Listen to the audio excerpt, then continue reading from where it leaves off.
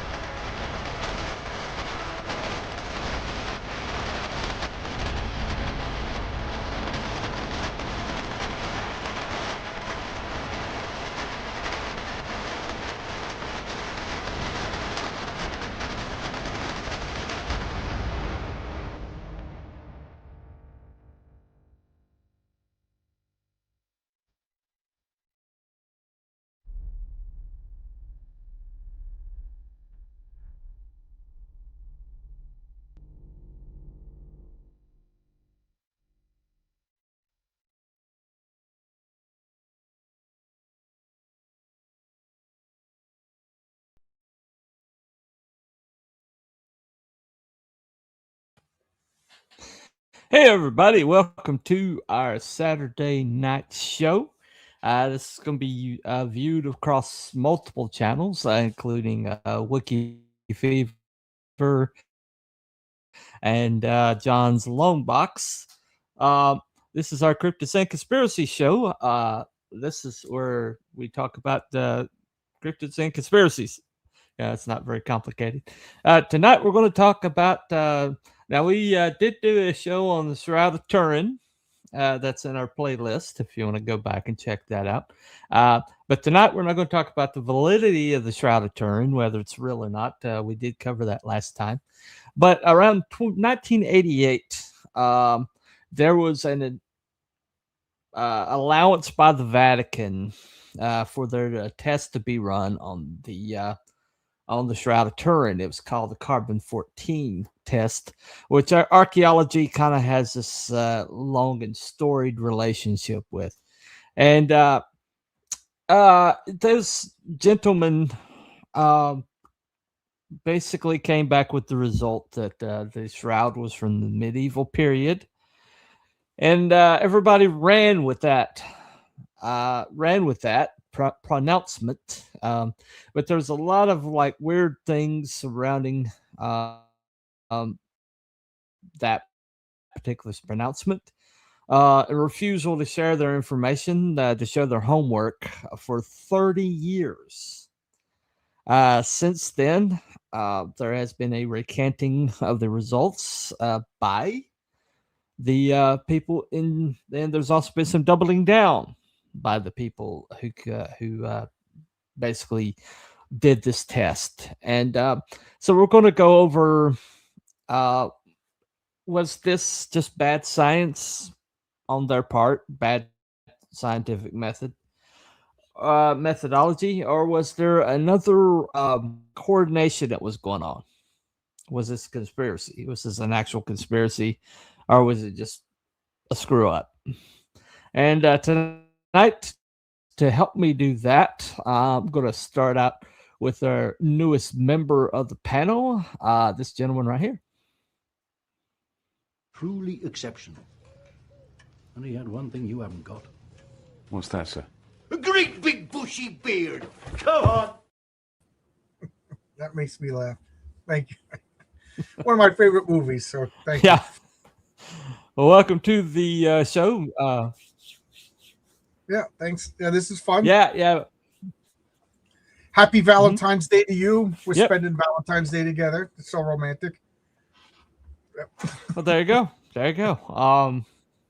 Yeah, you're very handsome. You wore your best Star Trek drip. You can't tell, but I also have my Star Trek on.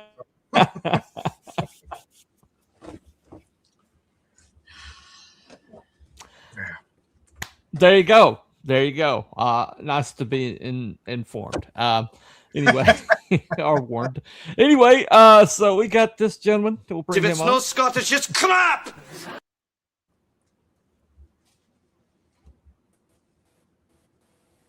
Hey, hello there. Good evening. Indeed. How's everyone doing? Welcome, welcome, welcome. I have a conspiracy. It's nice to see that. Are you nice to Grant see Morrison? everybody survive Friday the 13th.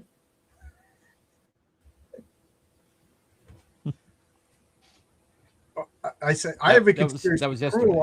Are you also? Go ahead, John.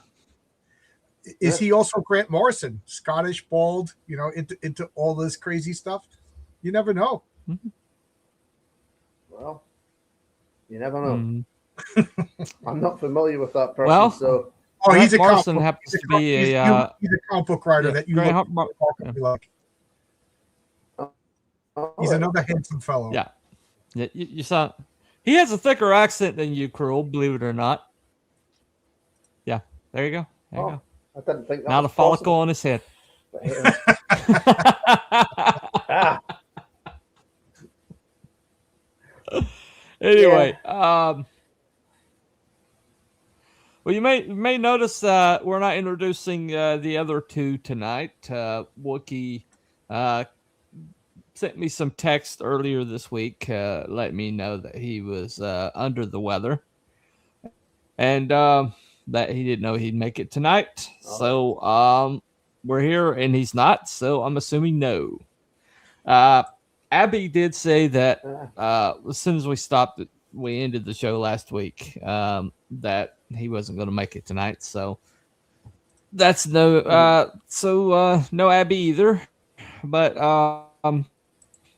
they're with us in spirit, I'm sure. Which means we're of course we're going to slag them pretty much the whole entire time. I love That's it. the rule. That's the rule. Anyway. I mean, Just so you know, John, if you don't, I'm just saying, not Brian in the chat. I don't want to know what Wookie's up to. This philandering. Oh, hello, not Brian. No. Yeah. No. Speaking of which, we do have a few chats here. Hello, hey John and Bunny. Have we done a show on the Nazca lines? That's I'm a not good sure one. what that is. Those big You know lines. what that is, John? Yeah, by the Andes Mountains. I think it's either in Peru or Chile. I forget where, but there's these lines that look like gigantic animals, but you can only see them if you're way up in the air. So, they were there for hundreds of years, but we didn't notice them until airplanes started flying over. So the theory is that they were like landing strips for aliens or signals for aliens or whatever. But the bottom line is they physically exist. People made them hundreds of years ago. What we don't know is what are they for and why. Real cool stuff. Okay. Yeah, that's a good All one. right. That's a good We'll add that to the list. Yeah, we'll add that to the list. All righty. So. All right. Evening all. Not Brian. Hey. It's Valentine's Day. Wookie will be philandering. All right. Not without his wife. Not without his wife. Anyway. So, anyway, yeah, I don't need the image in my head. Thank you, not Brian. Anyway, but, all right, I was reset. thinking that, yeah. Thanks, Anyway, so it's okay. So we tonight we're going to talk about the 1988 carbon-14 test. Why are we talking about it? Well, because there's still the narrative out there that anytime you bring up the Shroud of Turin, and this happens to be from within my own church, I offered to teach a class on the Shroud of Turin because I think it's a pretty significant Christian artifact, one of the very few we have that's got so much documentation. And I was kind of like, the point was made to me well, it's been debunked when in fact it has not been debunked, because it's like it's like they say the lie like circumnavigates the globe while the truth is trying to get its shoes on. You heard that? No, I don't believe I've heard that one before. It's just a saying. Anyway, so so I thought we'd look at the evidence surrounding the carbon 14, which has been pretty much at this point has been completely totally invalidated. And we're just going to look at the information. And the question we're looking at tonight, was the Shroud part of a targeted conspiracy? That's what the question is about. The poll is up. If you are in my chats, either one of the two. There won't be one in Wookiee's chat due to his absence. But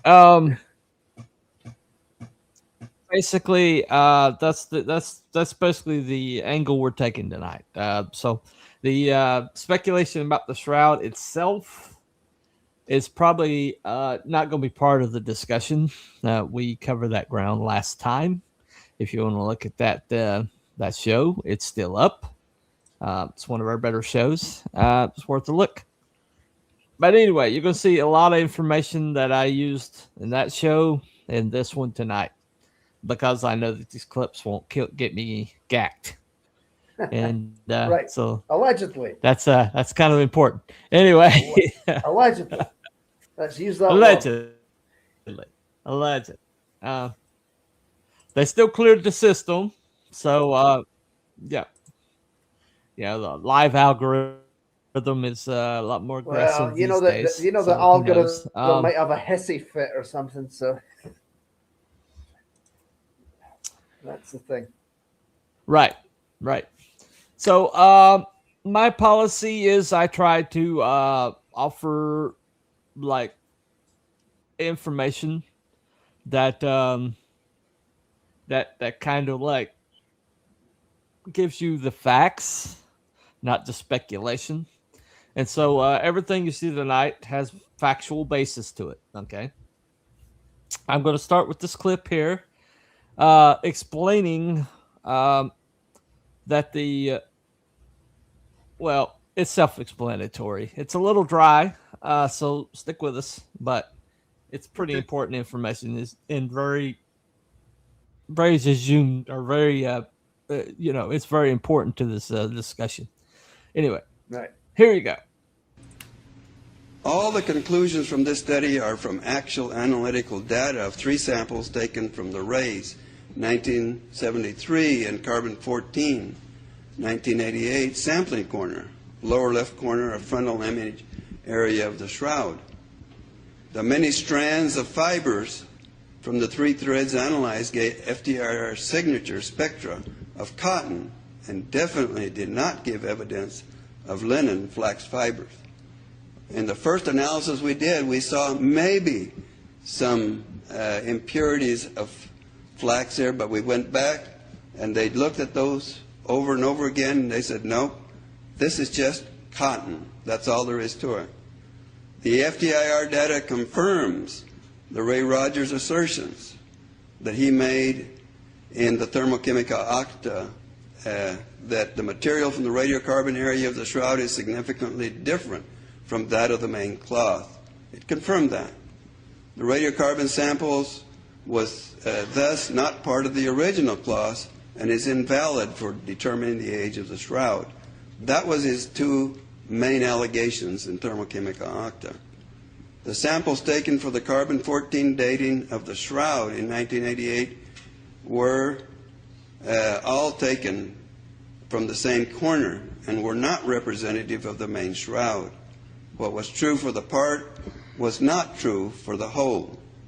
And that's one of the basic one of the basic rules in doing analytical chemistry is that if you have a sample that you're going to analyze, that sample must be representative of the whole. Especially if this sample is to characterize an area or a population. Here again, the sample must be representative of the whole. And they did not do this. Therefore, the approach used for conducting the age sampling, age dating, was flawed, and the results are therefore invalid. The recommendation, a new age dating must be conducted on samples that are representative of the Shroud image area. This is an acknowledgement for the people that worked on this. This is all, they're all Los Alamos people. They're all PhDs and very knowledgeable in their area. And that's it.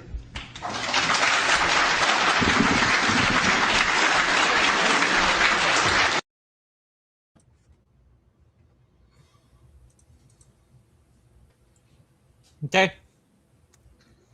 So Right. that is so that's official. This is basically official recantation of the actual process itself. And so they're not arguing the results; they're just invalidating the results of the test itself, saying that the test was improperly conducted. Therefore, the results can no longer be supported. Does that make sense? Yeah. I was doing a little bit of looking up on carbon dating. I admit I know nothing about carbon dating, so I was kind of hoping to get a lot of information out of this. So I was looking it up. And one of the things, the very first thing that I saw was carbon dating is not good for things that are less than 50,000 years old. Now, whether or not you agree about Jesus or whatever, we can all agree that it's not 50,000 years old. So I don't know enough. So was carbon dating, like, did we learn this just recently? Or, you know what I mean? Did we start realizing that No. There's actually two methods of carbon dating. One is more destructive than the other. And there's another one that's probably more accurate to newer artifacts, but they use the older one, the more destructive one, and also the less accurate one. And so that's one of the issues that comes up. Got a comment over here. Let me go ahead and get that A one. little convenient, but hey ho. A little convenient. Shroud of Turin, haha. Yep, okay. Got that one. Anyway, anytime you do the Shroud of Turin, you're gonna get this. You're gonna get stuff like this. No big deal. yeah, so But like carbon dating dinosaur bones and things like that, you know, we could all agree, I hope, that they're 50,000 years or older. But like the Shroud of Turin, it's not old enough. So I don't know if that means there's a conspiracy. I'm still out on this one, so I don't know. But that's the very the first thing video. that popped up is it's no good for younger stuff. So go figure. So why would they even use it? You know, Okay. That's what I don't know. Right. Boggles Right, the right, mind. right. Boggles the mind. Boggle. That's a good word, boggle. Well, let me go ahead and play our first clip. This lady did a very great job covering this. She's very well researched, and she impressed me last time, and so I'm just going to go ahead and use her clips this time. But she covers this very, very. I've read after her, and I've done research after her, and I've yet to find any flaws in her research, and so this first clip is going to answer that question for you. Here you go. Harry Gove from the radiocarbon dating laboratory at the University of Rochester goes so far as to say this: almost without exception, there were people who honestly believe it's Christ's shroud. It's a well-known fact that scientists can produce whatever result they want. If you believe that passionately in something, you can steer the results. My God, we've all been guilty of that.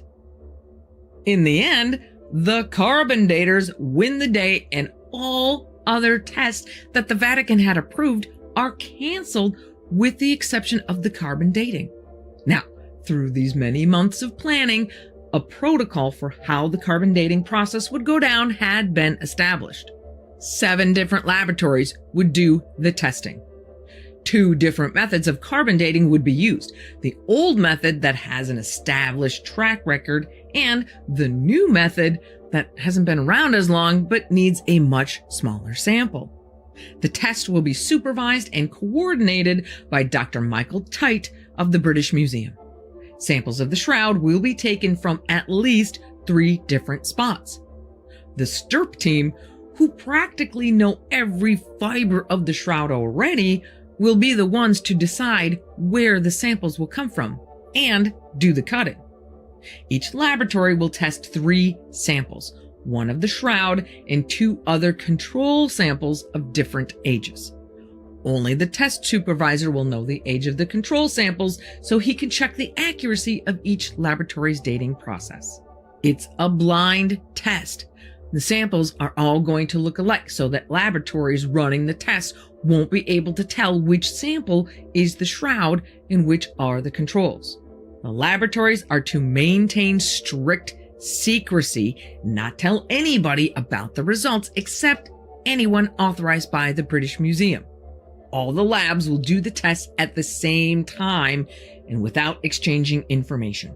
3 institutions, the British Museum, the Meteorological Institute of Turin, and the Pontifical Academy of Sciences, will be the ones to analyze the results.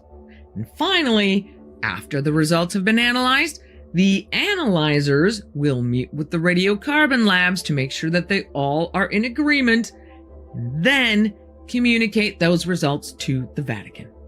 That seems pretty thorough to me, but it takes about a hot minute for things to start unraveling.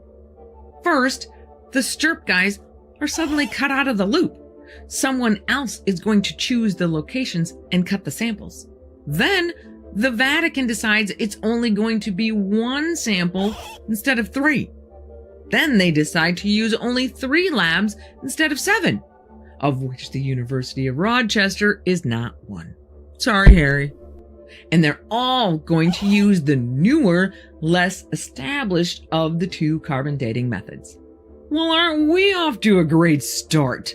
But on April 21st, 1988, test supervisor Michael Tite, people from the Catholic Church, people from the 3 carbon dating laboratories, which, if you remember, end up being Oxford University, the University of Arizona, and the Swiss Federal Institute of Technology, photographers, and a camera crew who are there to document the entire operation, all gather at the Turin Cathedral. 2 textile specialists are chosen to decide from where on the shroud the sample should be taken. One of those experts points to the bloodstain caused by the wound in the side and asks, "What's that large brown patch?" Eventually, they decide to cut a piece from the corner, like the corner that has been grabbed and stretched by probably dozens of different people over the years of exhibitions. The corner that is also pretty close to the area that's been burned away by the fire in 1532 and stained by the water used to put out that fire, which most likely left nice little deposits of dust, blood, and other contaminants. The textile experts pick the worst possible area.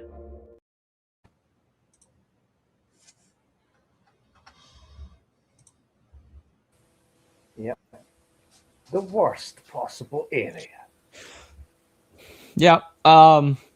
So if you look at the protocols that were, by the way, the the comment from earlier was just about John evidently Yeah, I misspelled misspelled. Turin and just put turn. So yeah, so that's what that was about. That wasn't a expression of doubt. But we do, every time I've talked about the Shroud, I have gotten some hecklers. So that might be happening. We'll see. But anyway, so basically what happens is the scientific method is that you establish protocols and then you follow those protocols. And that's part of the method. Yeah. And that's you agree upon protocols and you follow through with those protocols. And so at the beginning of this whole process was off. Okay. And so they immediately show up and shove the guys out of the room who have been researching this thing since the early 70s and say, we brought our own guys, and the guys that they brought in didn't even know that this was that was a blood stain.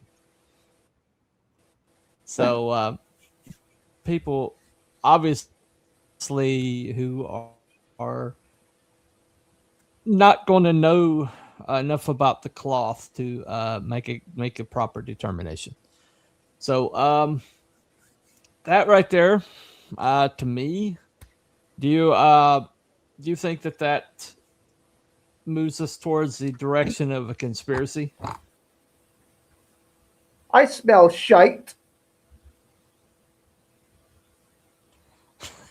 Okay, so all right, so that's a yes from Had to say it. from Krill. Yeah. I know the clip. Yeah, I just, it makes no sense to set up the protocols. Everybody agrees with the protocols and then to change the protocols. So, I mean, if what do they say? A conspiracy is just when two people, you know what I mean? So a conspiracy doesn't have to be a worldwide thing. So yeah. It fits the definition of a conspiracy.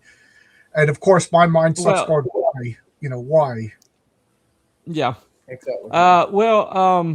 Once again, you never argue conspiracy when something could be explained by incompetence, and so right.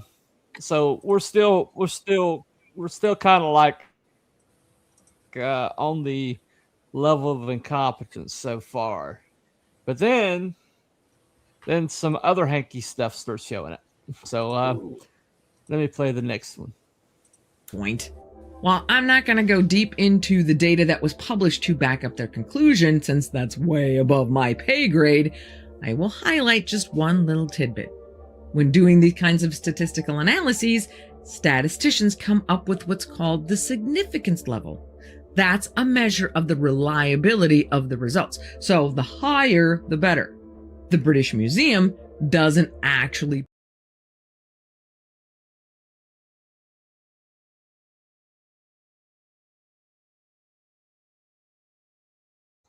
I got the wrong clip. Let me play the right clip. Here we go. Okay, so the sample is cut and divided into 3 roughly equal pieces, one for each lab. Michael Tite then brings out the control samples, which have a different weave pattern. But instead of unraveling all of the samples, he leaves them as is, meaning it is now very easy to figure out which one is from the Shroud. There goes the blind testing protocol. The samples are weighed and put into numbered metal cylinders, which will go to the 3 testing labs. Oh, and remember that camera crew hired to film the whole thing? They don't film this part, so there's no way to verify which samples go into which containers. Not to mention that Michael Tite decides at the last minute to throw in a 4th sample, some thread from a cape from St. Louis of Anjou, which is known to be dated to the 13th century. They don't have metal cylinders for the extra samples, so they just get put into envelopes. Each lab is given their metal cylinders and their envelope and are asked to sign a receipt. The receipt lists the ages of the control samples. So now they don't even have to bother looking at the weave to figure out which sample is the Shroud. It's just written right there for them. This is like the Three Stooges convention. But it gets even better.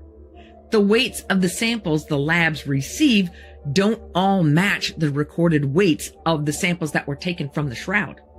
They were supposed to all perform the test at the same time, but Arizona does theirs in May, Zurich in June, and Oxford does theirs in July.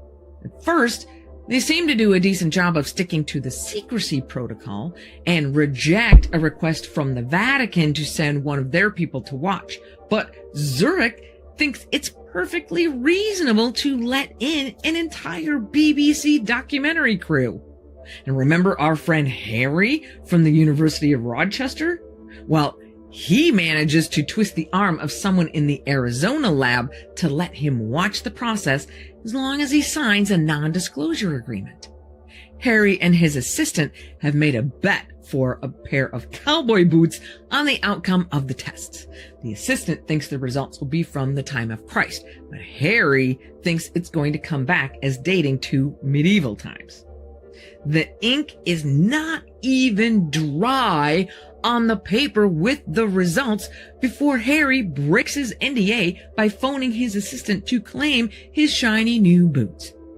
In Oxford, 2 weeks before the results are announced to even the church, a book entitled The Shroud Unmasked, Discovery of the Greatest Forgery of All Time, is already on the presses. When confronted about this breach of secrecy protocol, the guy in charge of the Oxford lab, Professor Edward Thomas Hall, says, "I think it was a hopeless prospect to keep the results secret. You couldn't with the best will in the world." Okay, so the tests are completed and given to Michael Tite at the British Museum, but no one else. The other 2 institutions who are also supposed to analyze the data are completely cut out of the process. The statistical analysis is completed by the people from the British Museum under the watchful eye of Michael Tite, and the results are announced at a press conference including both Professor Hall and Michael Tite in October of 1988, with Professor Hall not mincing words about his thoughts on the matter, stating, "There was a multi-million-pound business in making forgeries during the 14th century. Someone just got a bit of linen, faked it up, and flogged it. Some people may continue to fight for the authenticity of the Shroud, like the Flat Earth Society, but this settles it all as far as we are concerned." Nice exclamation point.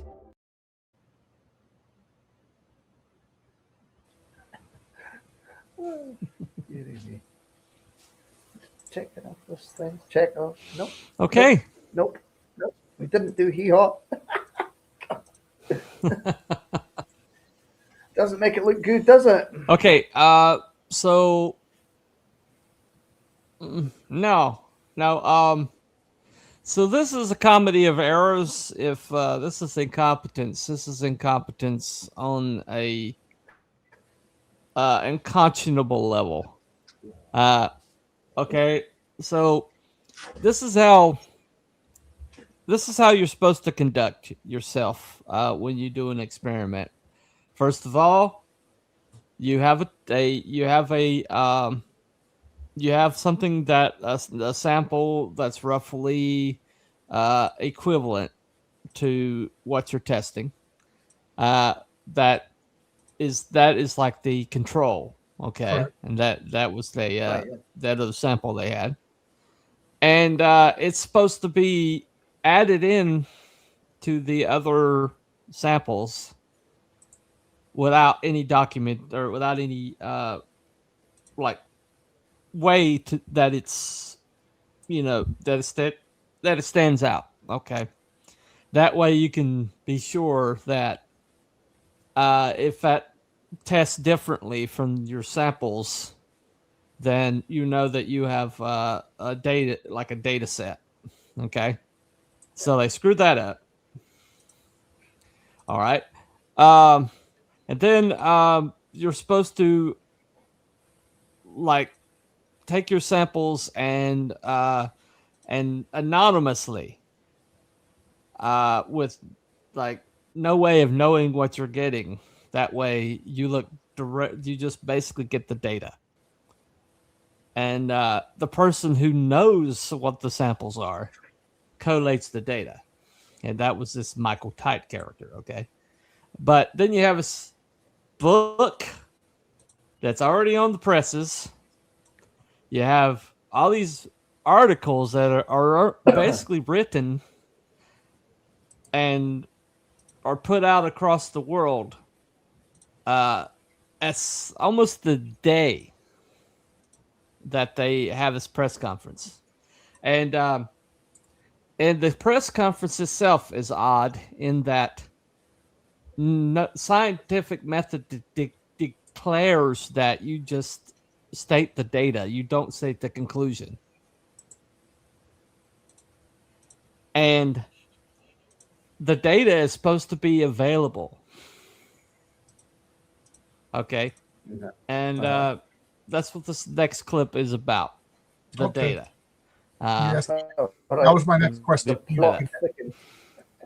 The plot thickens. Point. While I'm not going to go deep into the data that was published to back up their conclusion, since that's way above my pay grade, I will highlight just one little tidbit. When doing these kinds of statistical analyses, statisticians come up with what's called the significance level. That's a measure of the reliability of the results. So the higher, the better. The British Museum doesn't actually publish that number, but using their own published data, that significance level for the Shroud's test comes out to 4.176, which they then round up to 5, which is important because anything under 5 is written off as completely unreliable. But it gets worse. Despite numerous requests over the years, they never give up the original data. That is, until a French lawyer finally cuts through the red tape with the British version of our Freedom of Information Act request and gets all of the data in 2017. Turns out that the labs actually performed more tests than what was reported. And when you add in those test results to the pool, the results get even less reliable. Kind of makes that quote from Harry Gove that it's a well-known fact that scientists can produce whatever result they want even more interesting, doesn't it? Now, with all of that dirty laundry being aired and throwing some serious shade on the validity of the carbon dating results, it still begs the question, why don't the results point back to the 1st century? Well, there are a multitude of theories out there that talk about various different kinds of contamination that could be taking place. Excessive handling, excess carbon deposits from the fire, or even laboratory cleaning procedures of the sample before testing. But one American couple, Joseph Marino and Sue Benford, not scientists, just Shroud hobbyists, managed to find something no one else has. Looking at the pictures of the Shroud, they noticed that the weave pattern in the area where the samples were cut was ever so slightly misaligned from the rest of the cloth. Following their hunch, they sent the pictures to 3 textile experts who all say, yup, that's a reweave. So the couple publishes their research with their conclusion being that the area that the samples came from is an area that was repaired from the fire damage. The response from the scientific community? Amateurs. Enter a guy named Ray Rogers, an original member of the STURP team who has pretty much had it up to here with crazy Shroud theories, who reads about this new patch area theory and blows a gasket. He sets out on a mission to prove them wrong, but figures out they're right.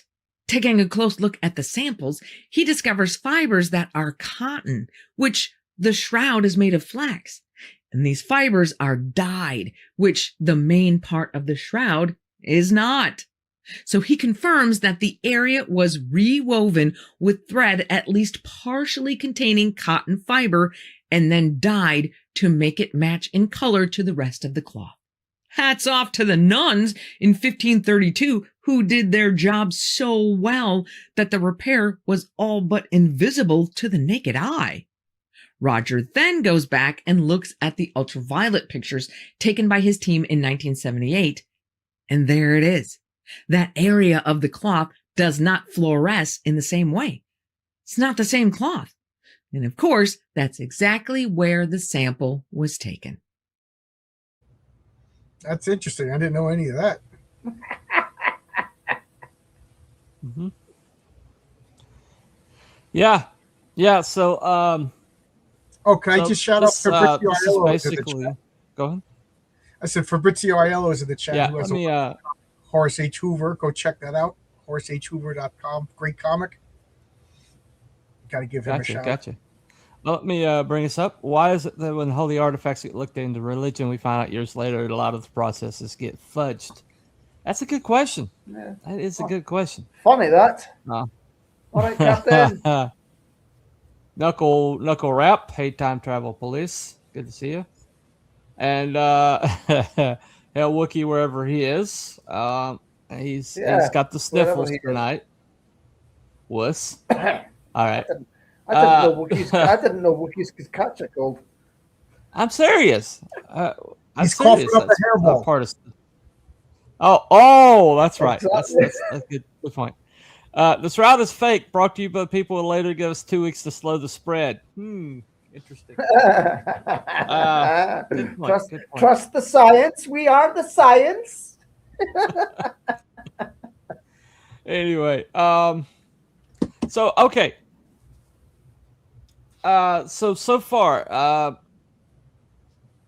what we're looking at is a massive level of incompetence that is.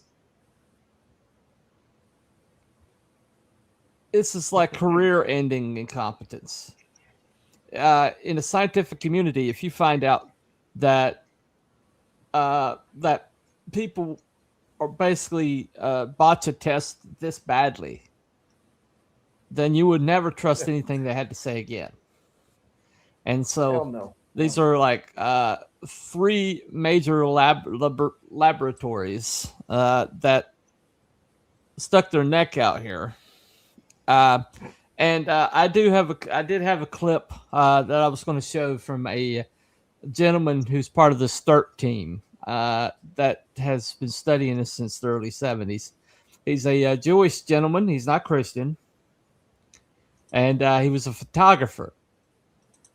And he went in completely, totally ready to debunk this stupid Christian artifact and call it a day. And wound up being one of its most passionate defenders all the way to the time he died a few years back. And he said that they have been trying to get that when you publish a finding, especially when it's definitive, as they were supposedly publishing, then you are required by the scientific community to show your homework. Right. And you show all the data sets. Right, yeah. And that way, anytime the scientific method requires that people be able to come behind you, look at the data, and independently come up with the same result. Oh, that's one of the biggest parts of the scientific. They didn't release that data for 30 years. Right. One of the biggest tenets of the scientific method is it has to be repeatable. You know what I mean? That's why they do tests over and over and over and over again, because we don't know. Human beings are, for the most part, I'm a conspiracy guy, but when I see an experiment, I'm willing to say that maybe the human was flawed. They misread something. They were tired. They did something wrong, whatever. and that's why we repeat it. And if we get the same, like, because people make claims throughout history, so people, whatever, I'm making stuff up. They see flying saucers or whatever, so that they have ghosts in their house. So that's a claim, and then people set up cameras for years and they don't capture it again. You know what I mean? But that's what we have to do. We can't accept that as science because that's one person's anecdote. So we repeat the experiment. I don't know how many times, enough times that we can prove that this is consistent. So it sounds like this wasn't done scientific. I hate to say it because it sounds like they're damaging the shroud, but they need to do this test a few more times and show every step of the way. You know what I mean? Right. Every step of the way. Yeah. Well, see, the Arizona laboratory, if you look at these Shroud debunk podcasts, and there's plenty of them, mostly by atheists and lesbians, oddly enough. Not necessarily at the same time, but they point to this other retest that Arizona says they did with the fibers that they had. And so they go back to some fibers that they had, and they're like, well, these fibers we found were not cotton; they were linen. Well, the lesbians who tested this, they took the fibers and they munched on it, and they found out that it was from a rug. Yeah, I'm talking about the debunkers. I'm sorry. I'm not talking about the actual scientists. I think they were all cranky old men. There may have been. I don't know. Anyway. Yeah. All right. So, but basically, they went back and they retested, and they said, "Well, we didn't find any dye. We didn't find all this. We didn't find that cotton. But where they took the weave, what they took their sample from, this is how disingenuous this is. Where they took the sample from was where the weave and where the cotton was woven into the linen. And so obviously what they did was they found a linen like thread out of that patch that they had. That wasn't the repair. And then they ran their test on that and says, well, they didn't run the carbon-14 again on that sample. They just ran the test that determined that, it was linen and it wasn't dyed. So, i.e., you were in the clear here. And so these people, well, why didn't they carbon-14 that sample piece? But no, all they tested on that one was, did it have dye and was it made out of cotton? And the answer was no. So, i.e., the test wasn't flawed. But by doing that, they're acknowledging that they knew the difference between the cotton fiber and the linen fiber. Yeah. So it's one of those things like we have investigated ourselves and we have determined that we're innocent of this deed. Yeah. When you I can definitely smell shite.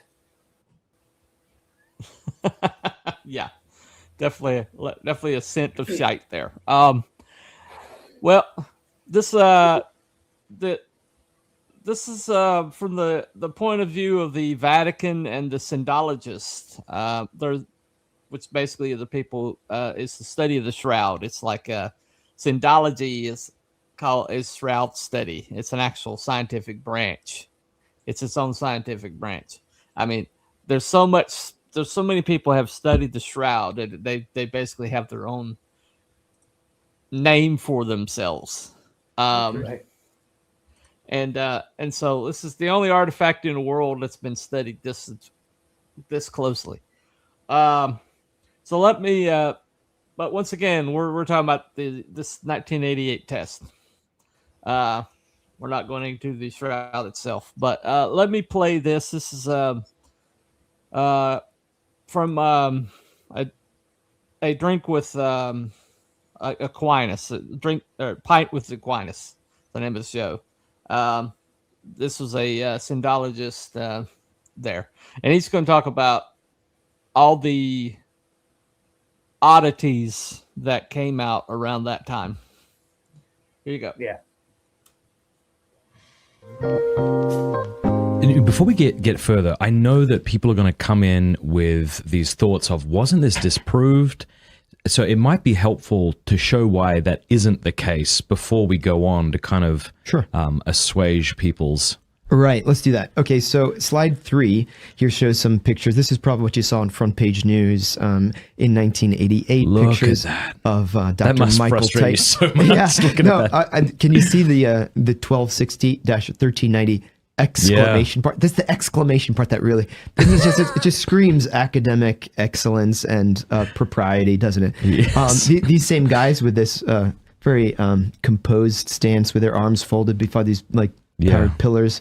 It just says these same guys got what's the number? I'm going to forget like how many million in sterling they got for their new museum. Like the next day, it's a matter of the public record.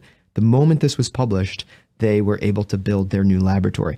Some stuff was very fishy from the start, but it's just the case that across the world, front page news everywhere was the Turin Shroud it's been proven to be a medieval fake. It tells us nothing, therefore, about Jesus' sufferings. It can't be considered a relic, etc., etc. And so if you still believed that the Shroud was real after this point, you might as well believe that the earth is flat. You're about the same category. And my heart just goes out for those people who are serious students, the ones who had dedicated hundreds of thousands of hours, especially the team from STIRP in 1978. These guys had published already over 20 peer-reviewed scientific journal articles. They knew from the start to be suspicious of this. Really? But what I like, and this I would lead with this now, is that as of 2017, we have a published article that shows that the conclusions from 1988 are no longer sustainable. So I should say that again, the very publication, Archaeometry, out of Oxford, that published this 1260 to 13, it said that conclusion can no longer be sustained.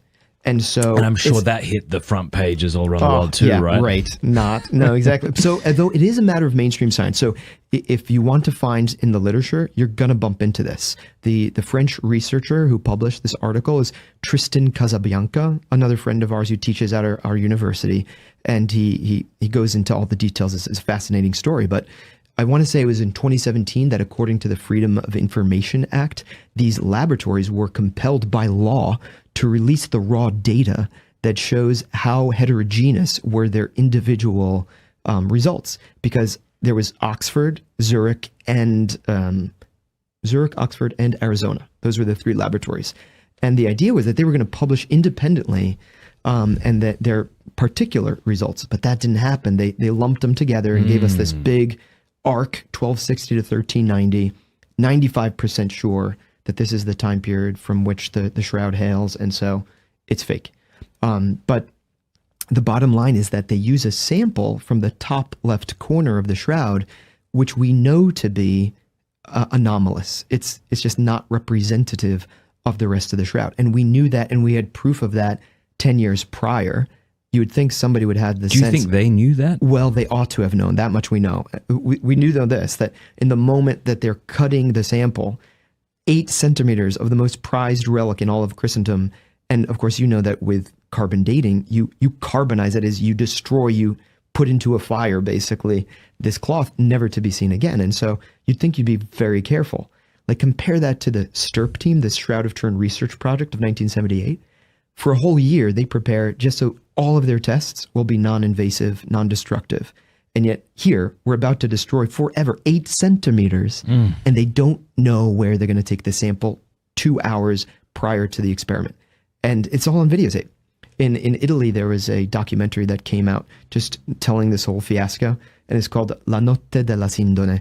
It's the night of the Shroud. And you know who does the narrating, if I'm not mistaken, is the same actress. I'm going to forget her name now, who plays the devil in The Passion of the Christ. Yeah. So it's got some fun imagery there. It's a little on the nose. Yeah, exactly. It's a little edgy, but the fact is I can understand why some people were upset. But here's the thing. Even if you think that those laboratories did good science, And I'm willing to, be benevolent and say as much. Even if they did perfect science, they did so on a sample that tells us literally nothing about the rest of the shroud. Like, you could look at the chemical composition, like you can see a map, what's called a brightness map from the UV fluorescence. Like, turn off the lights, shine UV, capture what fluoresces, and it tells you about the chemical composition of the cloth. It's all uniform. It's all like orange hues, maybe a little yellow, a little red, but it's not forest green. But that's exactly what color it is in that top left corner. Like, a little kid in kindergarten can point to that and say, look, Mom, that part is different. And yet this is where these, world-renowned scientists.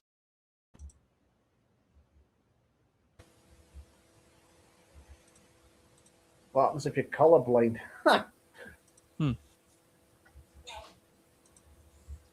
Yeah. I just have one thing to say. About that.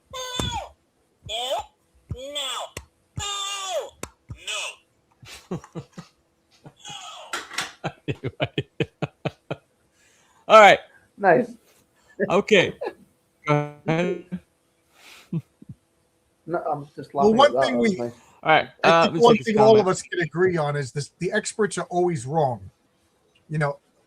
If you want to get me my hackles up, whatever hackles are, tell me the expert said this, and I immediately get defensive. I'm sure you did climate change before I joined this, but when I was a kid, it was global cold. Yeah. Global cold. We would all freeze to death, and then it was flooding, and then it was global warming, and now it's just climate change. Yeah. And all the experts told me that. Then all the experts, like Fabrizio said, to stay home for 2 weeks. And then the experts said that shot was going to stop COVID dead. And then they're like, no, it was just going to lessen the symptoms. It was going to do nothing. It gives you AIDS. The experts are always wrong. So I don't trust anybody. So I want to know, where is this data? Can we look at it? I'm not a carbon expert. I'm not a Shroud of Turin expert. I'm not an expert in anything. So I want to see, where is this information? Can we look at it? Can we analyze it? The fact that it's hidden should raise all the red flags in the world. You know what I mean? And to me, if it's a fake, if it's not Jesus, then show the world. You know what I mean? Yeah. Prove it or disprove it. Right. Yeah. Right. So this is a appeal to authority. I was going to say, if in defense of the non-religious people, even if it is Jesus, that doesn't mean he was the Son of God either. You know what I mean? It just means that it was a cloth on a person that was whipped and tortured by the Romans and crucified. You know what I mean? So it's like, I don't see how this could be a threat to anybody either way.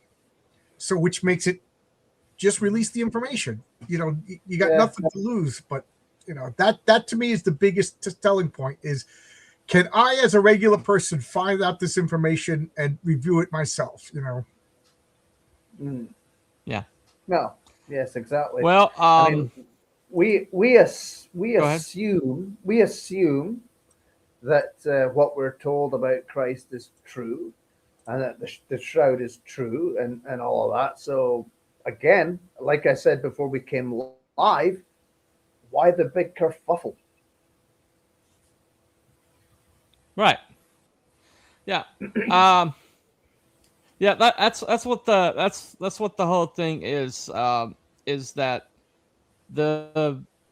they were petitioning the Vatican for over a decade, to saying that they wanted to run these tests independent of the STURP team, because the STURP team, even though the STURP team was originally constituted from all across the scientific and artistic and just about every single discipline was represented by that STURP team. Right. Because these guys had been posting papers for years about their results, what they had discovered. the scientific community at large was saying that, well, they're benefiting from this shroud, so they no longer can be. Well, we can no longer trust their data, and so the community needed people to come in from outside, and the Vatican finally allowed it. And this complete comedy of errors happens, and all the results are not independently released with the full data sets. The results were basically, trust me, bro. Yeah. And not only trust me, bro, but exclamation point. We are declaring this 95%. That doesn't happen. No scientist worth his salt would ever declare something at that high a percentage. They would say, at this moment, with the data we're looking at, this is what we have concluded right now with the data we're looking at. And oh, by the way, here's the data for you to replicate our results. Yeah. And so, but they didn't do that. They put it all together. They took all these grandiose pictures of them in front of these pillars, them in front of this chalkboard with the exclamation point, and they published everywhere. I remember reading the National Geographic that came out about this when I was a kid, and I remember feeling a little crestfallen. I was like, "Oh, I was kind of like, I thought it was cool, and so National Geographic, I remember that article, had this one square that said that, oh, by the way, this is what the team that's been studying it since 1978, from all walks of life, from all disciplines, people that are respected, like one of the foremost nuclear scientists in the world was one of them. And they have disputed these results. It's this little square. There's like 4 pages of why this is a medieval forgery, how it could possibly be forged. And this little square at the bottom that says, oh, by the way, the people who've been studying it since 1978, who are highly respected in their fields, have posted over 200 articles of their findings that you can look up. They say that this is bunk. This little square at the bottom. It was not even full page. It was like this little sliver at the bottom that says, oh, by the way, this is what the STIRT team says. In National Geographic. And I remember that very clearly about how this is a medieval fake. British Museum has a habit of making interesting museum and the Smithsonian. Yeah, that's our version. That's our version of the Smithsonian. Our British Museum's the Smithsonian, yeah. And they're both connected. They're connected. Oh, by the way, the Smithsonian wasn't even created by an American. It was created by the money from a French nobleman. Oh yeah. We studied this when we did the Smithsonian. But yeah, I'd be very shocked if Smithsonian didn't have something to do with the Arizona laboratory. I'd be very shocked. Probably. But anyway, so what we're going to the determination we're making here today is, do we think that somebody targeted the Shroud to smear it? Or do we think this is meant just simply scientific incompetence on a incredibly massive level that was just covered up later. So, what say you, Cruel? Do you think this is do you think it's confirmed that it was targeted, or do you think it's debunked, or do you think it's in the middle somewhere? I would say it's definitely been targeted. It's just too many things. There's just Okay. The incompetence is so far off the scale that it just couldn't possibly be anything else, in my opinion. And if there's anything we know, as John has highlighted, if the experts are saying something, they're probably full of shite. Nowadays, I mean, that's the thing. That's the thing. Not nowadays, forever. Whenever Forever, yeah. Right. Yeah. Even as a kid, I was just like, remember the commercial 4 out of 5 dentists tell you to chew sugar. Let's go. There's one dentist telling you to chew sugar. He's, that to me was like the earliest indicator that there's so-called experts that are just wrong. Yeah. I remember, you can see those commercials. Right. Smoke tobacco. Tobacco is the healthiest thing in the world. They're always wrong. It's just as easy to buy. Yes, I think it was targeted. Just to buy a politician. Definitely targeted. Right. Definitely. So, are you what you going with confirmed? Do you think this was a conspiracy, or do you think it was just massive incompetence in a cover up? I think it was a bit of a conspiracy, and I think they used incompetence to get away with a lot of it. So, yeah. Gotcha. What do you think, John? It's funny because 2016 me would have been they just didn't know what they were doing, but now I don't believe in anything. I'm questioning literally everything. My wife and I were just talking before. I don't want to get it, but there's nothing I believe in the past 50 years anymore. So yeah, why not? This is, what was it? Now I'm going to mix up the books. Was 1984? They said if you could control the past, you could control the present, and if you could control the present, you could control the future. So there you go.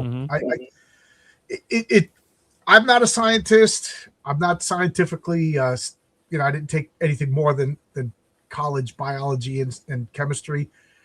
So I can't argue the carbon dating. I just know that the very first thing that I looked up on my own is that carbon dating is not good for anything younger than 50,000 years. That the margin of error is too good, and that's what they use. So right then and there, it's like, okay, is that a recent discovery? I don't know. So I was leading towards incompetence, but it just sounds like, too much. Like somebody said in the comments. One error is incompetence. 2 errors, okay. 3 is a conspiracy. Especially the amount of money involved, the equipment. Yeah. Nobody had oversight on that, and the fact that you can't get this research. Like right now, there is no reason for any scientific unless you're Coca-Cola and you got a new flavor of soda that you want to sell for trademark reasons. There's no reason that any scientific research should not be openly available on the internet. So every armchair sleuth, conspiracy theorist, or whatever can either be proven right or shut the F up. So, so I don't understand why it's all behind closed doors. And Once it's had its twice its coincidence, 3 times its enemy action. Yeah, there you go. Thank you, Lord Zart. Yeah. Thank you. Yeah, that's what I feel. Just the fact that it's behind closed doors. Show us. Maybe you're right. Produce everything and let us know. Yeah. Yeah, the fact that they set on the data and refused to show it for 3 years, and that little press conference. I mean, the way they conducted that press conference, the way they announced their findings, and the way the press ran with it, and now refuses to print retractions or refuses to follow up. I mean, that's New World Order shit right there. It's like, Well, if it's nothing that's it. to it, then why go through all this? So okay, so I'm gonna look at my. I've got one vote for confirmed in my my vertical poll, and my horizontal poll, no votes. Okay. Nobody voted on the plank. So yeah. So that would be 4 votes for.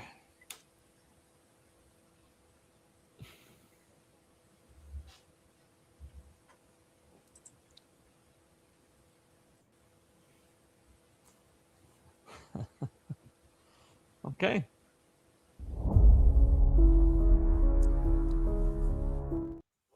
All right. So so that is that has been confirmed. We all agree that this is a conspiracy. And so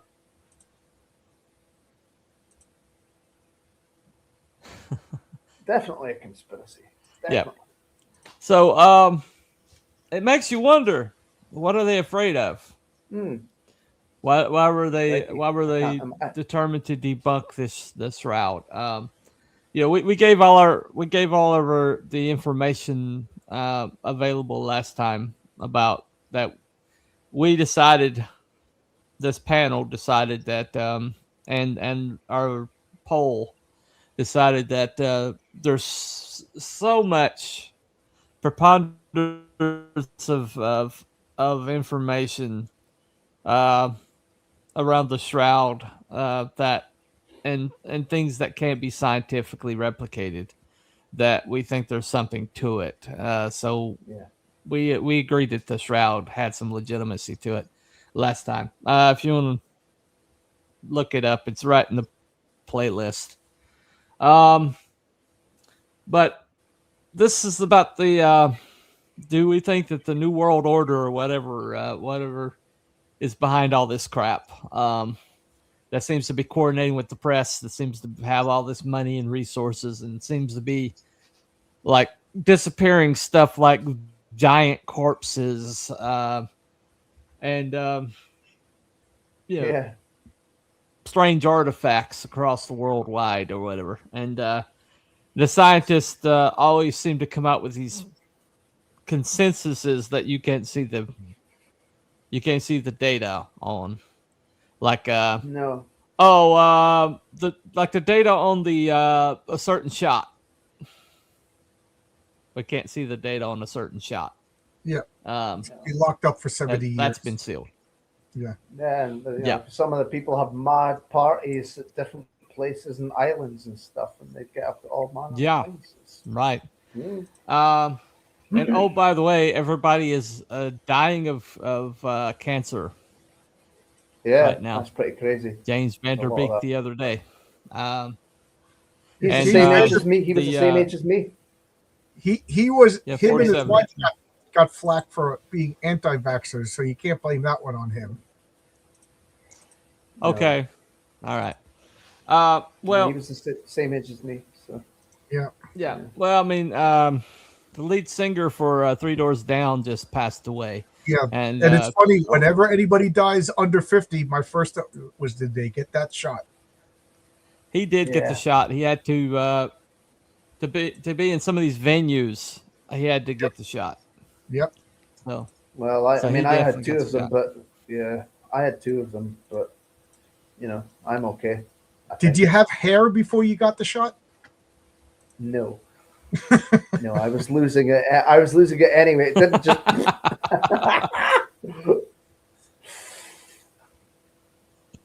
Yeah, no, you could just imagine that. You take the shot. It's like, oh, Noah's Ark in Turkey.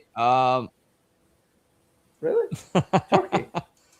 Yeah, Noah's Ark. We're definitely going to do Noah's Ark one of these days. From all the wars started over the Lento Longinus. Okay. Yeah.